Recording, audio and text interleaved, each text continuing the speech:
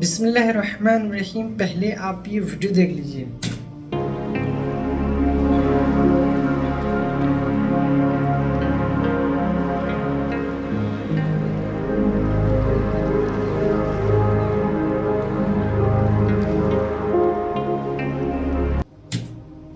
نعوذ باللہ. السلام علیکم. کیسے ہیں آپ لوگ؟ امید ہے کہ آپ سب خیر وافظ ہوں گے. تو میرے بھائیو، آپ نے جو ابھی ویڈیو دیکھی کس طریقے کا ایک آدمی ہے، وہ ام المؤمنین سیدہ عائشہ رضی اللہ تعالیٰ عنہ کے نام کی توہین کر رہا ہے، ان کے نام کو اپنے پیروں تلے روند رہا ہے. نعوذ باللہ. اللہ کی لعنت ہو ایسے لوگوں پر. تو میرے بھائیو، اسی طریقے کا بہت سارے لوگ ہیں جو سیدہ عائشہ رضی اللہ تعالیٰ عنہ کی توہین کرتے ہیں اور ان کے اوپر تبرہ بازی کرتے ہیں. ایسے لوگوں کے بارے میں کیا حکم ہے وہ آج ہمیں کمپلیٹلی بیان کریں گے انجینئر محمد علی مرزا صاحب. آپ ویڈیو کمپلیٹ تک ضرور دیکھیے تاکہ آپ کو پوری بات سمجھ میں آئے بنا کسی تاخیر کے. اللہ کا نام لے کے شروع کرتے ہیں. قرآن مجید میں ہے کہ نبی علیہ السلام کی بیویاں امت کی مائیں ہیں، لیکن جو لوگ ان کو اپنی ماں نہ مانیں بلکہ ان پر صبر کریں، ان کے بارے میں آپ کا کیا موقف ہے؟ لعنتی ہیں جی ایسے لوگ جو بھی یہ کر رہے ہیں. باقی اگر آپ کا اشارہ اہل تشیع کی طرف ہے جو آپ نے بریکٹ میں لکھا، تو شیعہ تو وہ شیعہ ہی نہیں ہے جو امہات المومنین کا احترام نہ کرے. یہ تو مفتی اعظم ایران خامنائی صاحب نے باقاعدہ فتویٰ دیا ہے کہ اہل سنت جن کو مقدسات سمجھتے ہیں ان کی توہین کرنا حرام ہے، اور اس میں انہوں نے اسپیسیفکلی امہات المومنین کا ذکر کیا ہے. امہات المومنین کے اوپر کوئی بھی ان کو کافر نہیں مانتا، نہ ان پہ کوئی لعنت کا قائل ہے. رہ گیا وہ یاسر الحبیب جو غالی رافضی ہے، وہ تو امام خمینی کو بھی کافر سمجھتا ہے.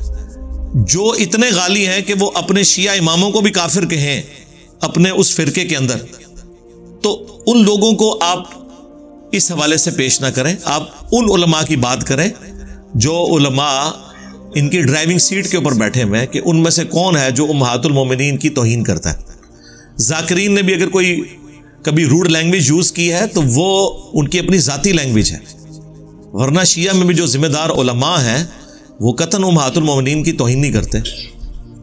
وہ کہتے ہیں کہ امہات المومنین کو رسول اللہ کے ساتھ نسبت ہے. اور کیسے انکار؟ قرآن میں آیا کہ نبی کی بیویاں امت کی مائیں ہیں، لیکن امت کی ماں ہونے کا مطلب قطعاً یہ نہیں ہے کہ ہم نبی کی بیویوں کو معصوم مانتے ہیں. ایسا نہیں ہے. ٹھیک ہے، انسان ہونے کے ناطے اگر کسی سے غلطی ہوئی ہے ان کا اور اللہ کا معاملہ ہے، ہم ان کا احترام کریں گے رسول اللہ کی نسبت کی وجہ سے صلی اللہ علیہ وآلہ وسلم. اور قرآن میں تو یہاں تک آیا ہے، نبی کی بیویوں تم عام عورتوں کی طرح نہیں ہو، اگر تم نے بے حیائی کی تو تمہیں دگنا عذاب ہوگا. اب یہ اتنے سخت الفاظ اسی لیے آئے ہیں کہ اللہ تعالیٰ کے ساتھ کسی کی کوئی رشتہ داری نہیں ہے. ہم نے تو نبی علیہ السلام کی ہر چیز کا احترام کرنا ہے. بخاری میں ایک تابعی کا قول ہے، وہ کہتے ہیں رسول اللہ کا ایک بال میرے پاس ہونا دنیا اور جو کچھ دنیا کے اندر ہے اس سے بڑھ کر مجھے محبوب ہے. تو نبی علیہ السلام کی جو بیویاں ہیں ان کی محبت تو ہمارے ایمان کا حصہ ہے، وہ ہماری مائیں ہیں. ٹھیک ہے. سیدہ عائشہ کے والے سے سلام اللہ علیہا جو جنگ جمل کا مسئلہ ہوا ہے وہ بھی ایک واقعہ تھا. اس کے بعد سیدہ عائشہ اس پر خود شرمندہ تھی. سیدنا علی نے انہیں احترام کے ساتھ رخصت کیا، بلکہ سیدہ عائشہ کی جان بخشی ہی حضرت علی کی وجہ سے ہوئی تھی. حضرت علی کے ساتھی حضرت علی سے اجازت مانگ رہے تھے کہ ہم جو ہے نا اس بڑے اونٹ کو گرا دیں جس پہ حضرت عائشہ سوار ہیں، کیونکہ اسی کی وجہ سے باقی فوجیوں کی ہمت تھی. ظاہر ہے کہ وہ لیڈ کر رہی تھی نا ہم عائشہ جنگ جمل میں.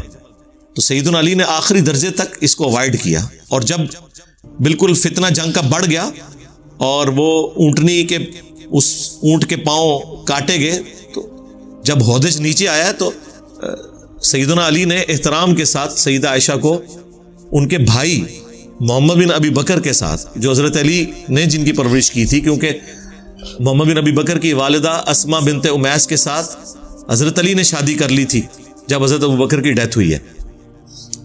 ان کے ساتھ ان کو روانہ کیا اور کہا تو اب بھی میری ماں ہے، تیرا احترام اپنی جگہ.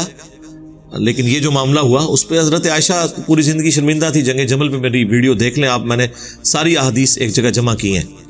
تو وہ احترام اپنی جگہ ہے. تو اس کے اوپر میری پہلے بھی کئی ایک ویڈیوز ریکارڈ ہو چکی ہیں. تو جو توہین کرنا ہے، میں تو اس سے اگلی بات کرتا ہوں، لوگ مسلمان ہو کے رسول اللہ کی توہین کر رہے ہیں. آپ صرف ایک فرقے کو کیوں ٹارگٹ کرتے ہیں؟ جس طرح ختم نبوت کے مسئلے میں صرف قادیانیوں کو ٹارگٹ کیا ہوا ہے. کیا چشتی رسول اللہ اشرف رسول اللہ کا دفاع کرنا، اسے پرنٹ کرنا، اس کے حق میں مناظرے کرنا، یہ ختم نبوت پہ ڈاکہ نہیں ہے؟ کیا ہمارے یہی جذبات بریلوی اور دیوبندیوں کے لیے ہوتے ہیں جو قادیانیوں کے لیے ہوتے ہیں؟ تو اس کا مطلب ہے ہم جذبات کی رو میں بہہ گئے ہیں. اسی طریقے سے شیعہ اگر امہات المومنین کی توہین کر رہے ہیں تو سنی تو رسول اللہ کی توہین کر رہے ہیں. ہم انہیں حدیث دکھاتے ہیں بلکہ اللہ کی توہین کر رہے ہیں، قرآن کی آیت پیش کرتے ہیں. وہ کہتے ہیں جی ہمارے بزرگوں نے تو کہا تھا کہ سن فریاد پیرا دیا پیرا میری فریاد سنی کن تھر کے ہو. آپ لاکھ کہتے رہو ایاک نعبد و ایاک نستعین، ہم نے نہیں ماننا. آپ بے شک ہمیں بتاؤ یا حی یا قیوم برحمتک استغیث، ہم نے نہیں ماننا. آپ حدیث نبی کی بتاؤ، ہم نہیں مانیں گے. تو توہین تو ہر جگہ موجود ہے. اب نکالنا کیا ہے اس میں سے؟ اصلاح کرنی ہے، اور اصلاح کے لیے آپ کے پاس علم ہونا ضروری ہے. ہمارے لوگ جذبات کی بنیاد پر کسی کی اصلاح کی کوشش کرتے ہیں. وہ مولانا اسحاق صاحب رحمہ اللہ بڑی اچھی بات کرتے تھے کہ جسے بچپن سے یہ بتایا گیا کہ حضرت عمر نے فاطمہ کو شہید کیا، نعوذ باللہ، تو اس نے بڑے ہو کے حضرت عمر کو گالی ہی نکالنی ہے نا. اگر آپ واقعی حضرت عمر کے ساتھ مخلص ہیں اور چاہتے ہیں کہ لوگ ان کی توہین نہ کریں تو پہلے شیعہ کے سامنے یہ مقدمہ رکھیں کہ آپ کو ایک جھوٹی بات کا اسیر بنا کے یہ فرقہ واریت پھیلائی گئی ہے. میں نے اس کے اوپر ویڈیو بھی ریکارڈ کروائی ہے. انہیں یہ پورا مقدمہ سمجھائیں، انہیں علمی طور پر پہلے قائل کریں، اور اگر وہ علمی طور پر قائل ہونے کے لیے تیار نہیں ہے تو ٹھیک ہے، ان کو ان کے حال پہ چھوڑ دیں. قرآن نے ہمیں کہا ہے وَإِذَا خَاطَبَهُمُ الْجَاهِلُونَ قَالُوا سَلَامًا. اگر جاہل سے واسطہ پڑے اس کو اس کے حال پہ چھوڑ دیں. میرے پاس بھی اگر کوئی آتا ہے بریلوی دیوبندی اہل حدیث شیعہ کوئی بھی، میں اپنی رائے رکھتا ہوں اس کے سامنے قرآن و سنت کی روشنی میں. اگر وہ کہتا ہے یہ لکھا تو ہوا ہے لیکن میں نا لیکن جڑی ہے نا باہر جا کے پائی، لیکن کے بعد اگر قرآن حدیث ہے تو ضرور. اگلے دن ایک بھائی میرے پاس ایک بریلوی کو لے آئے، اور ظاہر میں تو بہت کم ہی اب پرسنل ملاقات کا تو ٹائم نہیں ہوتا. میں نے کہا چلو یار، اب اس نے آ کے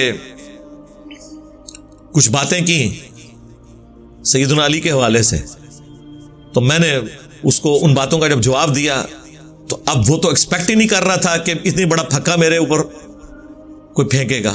وہ کہتا ہے جی وہ ابو داؤد میں حدیث ہے کہ سیدنا علی سے کسی نے پوچھا کہ یہ جنگ جمل صفین اور نہروان آپ نے جو لڑی ہے یہ آپ کا اپنا ذاتی اجتہاد ہے یا نبی الاسلام نے آپ سے فرمایا تھا کہ آپ نے یہ کام کرنا ہے؟ تو حضرت علی نے کہا یہ میرا ذاتی ڈیسیژن ہے. وہ کہتا ہے جی آپ تو یہ کہتے ہیں کہ حضرت علی نے رسول اللہ کی ڈیوٹی پوری کی. تو میں نے اسے کہا یار یہ دونوں باتیں کوئی ٹکراتی نہیں ہیں. نبی الاسلام نے کوئی بائی نیم تو مینشن نہیں کیا تھا، آپ نے جنرل کہا تھا. مسند احمد میں حدیث، المستدرک للحاکم میں حدیث کہ اللہ تعالیٰ نے مجھے قرآن کے ساتھ مبعوث کیا تو قرآن کی تنزیل کی خاطر مجھے کافروں کے خلاف تلوار اٹھانا پڑی، اور وہ بھی ایز اے لاسٹ ریزارٹ. حضور کی کبھی خواہش نہیں تھی کہ قریش کے خلاف جو آپ کا اپنا قبیلہ تھا تلوار اٹھاتے، لیکن تم میں ایک ایسا شخص بھی ہے، خوش نصیب شخص، جسے قرآن کی تفسیر کی خاطر تلوار اٹھانا پڑے گی مسلمانوں کے خلاف. اب یہ مسلمانوں کے خلاف جو ہے نا یہ بریکٹس میں، کیونکہ کافروں کے خلاف اگر رسول اللہ کے ساتھیوں میں کسی نے تلوار اٹھائی ہے تو وہ حضرت ابو بکر ہے. مسلمہ کذاب کے خلاف حضرت عمر ہے، رومنز اور پرشینز کے خلاف. اور اسی حدیث میں آتا ہے جب حضور نے کہا نا کہ قرآن کی تفسیر کی خاطر اٹھانی پڑے گی تو حضرت ابوبکر نے کہا انا یا رسول اللہ. آپ نے فرمایا لا، حالانکہ رسول اللہ کے تقیہ کلام لا ہوتا ہی نہیں تھا کیونکہ آپ کی زبان پہ نہیں کا لفظ نہیں آتا تھا. آپ سے کچھ مانگتا بھی تھا نا تو آپ لا نہیں کرتے تھے. اور بخاری میں حدیث ہے نا کہ حضور کے جسم اتھر کے اوپر ایک چادر تھی. ایک صحابی نے کہا یا رسول اللہ مجھے دے دیں. حضور اندر گئے، طے کر کے واپس لا. پیچھے سے صحابہ نے اس کو کہا یار حضور کے پاس تو چادر ہی ایک تھی یہ اوپر اوڑھنے والی. تو اس نے کہا میں نے اپنے کفن کے لیے مانگی حضور سے. ٹھیک ہے، اور وہ بخاری کے الفاظ ہیں، اسے اسی کفن میں دفنایا گیا. تو نبی علیہ السلام لا کرتے ہی نہیں تھے، آپ کی زبان پہ نہیں آتا ہی نہیں تھا. جود و سخا تھا آپ کی طبیعت میں. کسی نے کچھ بھی مانگا آپ نے دے دیا. آپ اپنی زبان پہ نہیں کا لفظ نہیں لاتے تھے. لیکن یہ ایسا موقع ہے اور یہ مسلمان محدثین مفسرین علماء اکثر آپ کو یہ رسول اللہ کی خاصیت میں بتاتے ہوں گے کہ آپ نہیں لفظ نہیں بولتے تھے کبھی بھی، لیکن یہاں آپ نے فرمایا نہیں. حضرت عمر نے کہا انا یا رسول اللہ، فرمایا لا، بلکہ وہ شخص ہے جو میری جوتیاں گانٹ رہا ہے. حضرت علی حضور کی جوتیاں گانٹ رہے تھے، کیونکہ اس حدیث میں آتا ہے کہ اپنی بیوی کے گھر سے نکلے تو آپ کی ایک جوتی ٹوٹ گئی، تو حضور نے وہ جوتی حضرت علی کو گانٹنے کے لیے دی، اور تھوڑی دور جا کے حضرت علی سے الگ ہو کے صحابہ کو اکٹھا کیا انتظار میں کہ وہ جوتی گانٹ کے تو آئیں. تو اس سے آپ ذرا فرینکنس کا لیول دیکھیں، آپ اس لیول پہ کس کو اپنے ساتھ اٹیچ کرتے تھے؟ سیدنا علی کو. حضرت علی کی غیر موجودگی کا فائدہ اٹھا کے حضور نے یہ بات کی. آپ نے فرمایا لیکن وہ شخص ہے جو میری جوتیاں گانٹ رہا ہے، وہ قرآن کی تفسیر کی خاطر تلوار اٹھائے گا مسلمانوں کے خلاف. تو صحابہ اکرام کہتے ہیں اسی وقت ہم حضرت علی کے پاس آئے انہیں خوشخبری سنانے کے لیے، تو ان کے چہرے کے ایکسپریشنز ایسے تھے کہ جس سے ہم نے جج کیا کہ حضرت علی کو یہ بات پہلے پتہ ہے کہ میں نے قرآن کی تفسیر کی خاطر لڑنا ہے. قرآن کی تفسیر کیا؟ سورہ الحجرات کی آیت نمبر 9 کہ جب مسلمانوں کا کوئی گروہ باغی ہو جائے تو اس کے خلاف قتال کرو یہاں تک کہ وہ توبہ پر آمادہ ہو. یہ آپ کو بخاری سے حدیث بتاتے ہیں جی وہ ابو بکرہ کہتے تھے جب ایک شخص نے اجازت چاہی کہ میں حضرت علی کا ساتھ دوں جنگ جمل میں، تو ابو بکرہ نے کہا کہ اپنی تلوار پھینک دو، کیونکہ میں نے رسول اللہ سے سنا تھا کہ جب دو مسلمان آپس میں لڑیں تو قاتل اور مقتول دونوں جہنم میں ہیں. تو ہم نے پوچھا کہ مقتول کیوں جہنم میں ہے؟ تو رسول اللہ نے فرمایا اس نے بھی تو اپنے بھائی کے قتل کا ارادہ کیا تھا، قاتل بھی جہنم میں اور مقتول بھی. نعوذ باللہ. یہ حدیث کا کوئی لینا دینا ہے اس بات کے ساتھ؟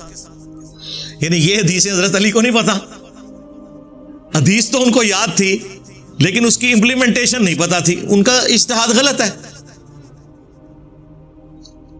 قرآن میں جب آ گیا ہے کہ آپ نے قتال کرنا ہے، ریٹ آف دی گورنمنٹ کو آپ نے اسٹیبلش کرنا ہے.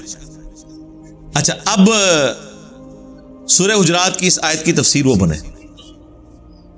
اب اس حدیث کے تحت حضرت علی کو یہ تو پتا تھا میرے دور خلافت میں مجھے جنگیں لڑنا پڑیں گی، لیکن کوئی بھی شخص یہ جرت تو نہیں کرے گا کہ اپنے فیصلے کو رسول اللہ کی طرف منسوب کرے اسپیسیفک کر کے. جنرل تو کر سکتا ہے، رسول اللہ کی طرف تو منسوب کرنے کی ضرورت ہی نہیں ہے. اس سے بڑی بات ہے قرآن میں آیا کہ جب مومنین کا کوئی گروہ باغی ہو جائے اس کے خلاف قتال کرو. حضرت علی کے سامنے تو قرآن موجود تھا کہ یہ میری ریٹ آف دی گورنمنٹ کو چیلنج کر رہے ہیں. قرآن کہہ رہا ہے کہ مسلمانوں کے خلاف بھی تلوار اٹھانی ہے اگر وہ گورنمنٹ کی اطاعت سے باہر نکلے. تو رسول اللہ کی تو حدیث کی ضرورت ہی نہیں ہے، حضرت علی نے تو قرآن پہ عمل کیا ہے.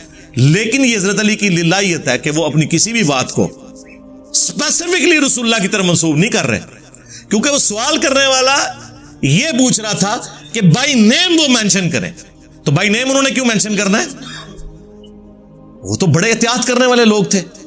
بخاری مسلم حدیث ہے، مولا علی کہتے ہیں میں آسمان سے زمین پر گر پڑوں مجھے گوارا ہے، لیکن یہ گوارا نہیں کہ میں کوئی ایسی بات حضور کی طرف منسوب کر دوں جو میں نے خود نہ حضور سے سنی ہو. یہ مجھے ڈر لگتا ہے کہ اس کے اوپر بڑا عذاب ہے. کیونکہ بخاری مسلم حدیث ہے، جس نے میری طرف کوئی حدیث منسوب کی جو میں نے نہیں فرمائی تھی وہ اپنا مقام جہنم میں دیکھ لے. اس حدیث کے راوی بھی مولا علی ہیں، اور یہ مسلم کی پہلی حدیث ہے اور بخاری میں بھی ہے. تو اس لیے حضرت علی رضی اللہ تعالیٰ عنہ یا کوئی اور صحابہ بھی اپنے کسی بھی عمل کو اسپیسیفکلی مینشن کر کے نہیں استعمال کرتے تھے اپنی جسٹیفیکیشن کے لیے. اس کا یہ مطلب نہیں ہے کہ وہ جسٹیفیکیشن غلط ہو گئی ہے. مثلا پوری امت چلے بالخصوص اہل سنت تو یہ مانتے ہیں کہ نبی الاسلام کے بیماری کے دنوں میں نمازیں کس نے پڑھائیں؟ سیدنا ابو بکر الصدیق رضی اللہ تعالیٰ عنہ نے. اور ہم کہتے ہیں نبی الاسلام نے حضرت ابو بکر کو اپنے مصلی پہ کھڑا کیا، یہ اس بات کا ثبوت ہے کہ وہ میرے خلیفہ ہیں میرے بعد. کہتے ہیں نا ہم لوگ. تو یہ بات حضرت ابو بکر کو تو کوئی نہیں تھی پتا. کسی حدیث کے اندر حضرت ابو بکر نے کہا ہے، اس حدیث کو کہیں انہوں نے یوز کیا. وہ غامدی صاحب بھی ان کو پتہ نہیں شیطان نے کہانی کرائی، وہ کہتے ہیں جی عمار کو باغی جماعت قتل کرے گی تو حضرت علی نے یہ حدیث کیوں نہیں کوٹ کی حضرت معاویہ کو؟ بھی کی ہے کوٹ. آپ کو اگر حدیث کا نالج نہیں ہے تو آپ باہر نکلیں. کوٹ کی ہے، حضرت معاویہ کو خود بھی پتا تھی، وہ پھر ٹاپک اور طرف چلا جائے گا. کوٹ نہ بھی کریں تب بھی کوئی فرق نہیں پڑتا، کیا حضرت ابو بکر نے کوٹ کی ہے کہ میں مسلح پہ کھڑا ہوں لہذا میں خلیفۃ الرسول ہوں؟ بخاری مسلم میں تو ملتا ہے ثقیفہ بنی ساعدہ میں حضرت عمر کا ہاتھ پکڑا اور ابو عبیدہ کا ہاتھ پکڑا حضرت ابو بکر نے جو خطبہ دیا وہاں پہ، جب وہ سعد ابن عبادہ نے وہ انصار کو جمع کیا تھا، وہ خود خلیفہ بننا چاہتے تھے، اور کہا کہ یہ دو بندے ہیں جن سے نبی علیہ السلام راضی تھے، تم ان دونوں میں سے ایک اپنا خلیفہ چن لو، عمر اور ابو عبیدہ میں سے۔ اور اس پہ حضرت عمر کہتے ہیں کہ میرے تلوار سے 2 ٹکڑے کر دیے جائیں، مجھے یہ گوارا ہے، لیکن مجھے یہ گوارا نہیں تھا کہ کسی ایسی مجلس میں جس میں حضرت ابو بکر موجود ہوں لوگ میرے ہاتھ پہ بیعت کریں۔ تو حضرت عمر نے فوراً ان کا ہاتھ چھٹک دیا، انہوں نے کہا نہیں، آپ کو ہم خلیفہ چنیں گے۔ تو حضرت ابو بکر نے حضور کی حدیث کے خلاف کیوں عمل کیا؟ حضور نے تو مسلح پہ کھڑا کیا تھا، ان کو چاہیے تھا کہ لوگوں دیکھو میں مسلح پہ نمازیں پڑھاتا رہا ہوں، اس سے میں خلیفہ ثابت ہوتا ہوں، لہٰذا مجھے خلیفہ چن لو۔ یار وہ اللہ والے لوگ تھے، وہ کبھی بھی جب تک حضور بائی نیم کوئی چیز مینشن نہ کریں اس کو اپنے حق میں کبھی یوز نہیں کرتے تھے۔ آپ تو جو چیزیں نہیں ہیں وہ مس یوز کرتے ہیں، اور صحابہ کرام اتنے للہیت والے تھے کہ جو چیزیں مینشن ہوتی تھیں وہ بھی جب تک بائی نیم نہ ہو اپنے حق میں یوز نہیں کرتے تھے۔ مسلم شریف میں حدیث ہے، اما عائشہ سے کوئی پوچھتا ہے بتائیں اگر نبی علیہ السلام اپنا خلیفہ کسی کو بناتے تو کس سے بناتے؟ تو سیدہ عائشہ کہتی ہیں کہ میرا خیال ہے کہ میرے باپ کو بنا کے جاتے۔ تو کسی نے نہیں ان سے سنی نے کھڑے ہو کے کہا کہ حضرت آپ بھی خیال ہی ظاہر کر رہی ہیں، وہ تو مسلح پہ کھڑا کیا، آپ کو نہیں پتا؟ حضرت عائشہ کو کیوں نہیں پتا؟ بخاری مسلم میں ہی ہے کہ جب مسلح پہ کھڑا کرنے کے لیے کہا تو حضرت عائشہ نے کہا یا رسول اللہ میرے باپ کو مسلح پہ کھڑا نہ کریں، وہ بڑے کمزور دل والے ہیں، جب آپ کے مسلح پہ کھڑے ہوں گے تو ان پہ رکت طاری ہو جائے گی کہ آج ایسا دن آیا کہ مجھے حضور کی جگہ نمازیں پڑھانی پڑ رہی ہیں، تو وہ یہ برداشت نہیں کر سکیں گے ہم، تو آپ کسی اور کی ڈیوٹی لگا دیں۔ تو ہم عائشہ کو تو پتا تھا کہ میرے باپ کو مسلح پہ کھڑا کیا۔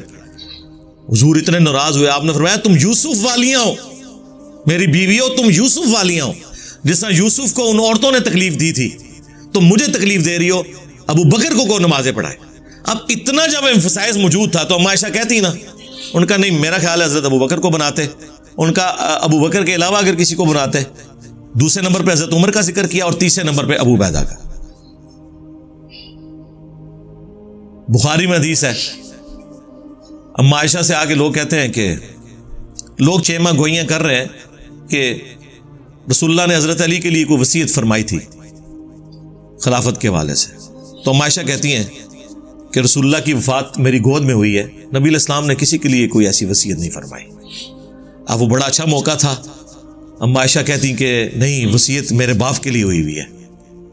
وہ تو ہم بعد میں ضربیں تقسیمیں لگاتے ہیں نا، کہ بخاری کی حدیث ہے کہ نبی علیہ السلام اپنے بیماری کے دنوں میں کہتے تھے اے عائشہ میری خواہش ہے کہ میں تیرے بھائی عبد الرحمن کو اور تیرے والد ابو بکر کو بلاؤں اور میں ان کے لیے وصیت کر دوں، مجھے خطرہ ہے کہ میرے بعد کوئی مانگنے والا مانگے گا، لیکن پھر میں نے اس ارادے کو ترک کر دیا کیونکہ مجھے پتا ہے کہ اللہ اور میری امت ابو بکر کے علاوہ کسی پہ راضی نہیں ہوگی۔ وہاں پہ حضرت ابو بکر کا نام بھی ہے، لیکن یہ نہیں مینشن کہ یہ کس واقعے کی طرف اشارہ ہے، وہ خلافت کی طرف اشارہ تھا۔ ہم اس کو کوٹ کرتے ہیں صحیح بخاری کی حدیث کو حضرت ابو بکر کی خلافت کے حق میں، لیکن اس حدیث کو حضرت ابو بکر نے کبھی اپنے خلافت کے حق میں کوٹ نہیں کیا۔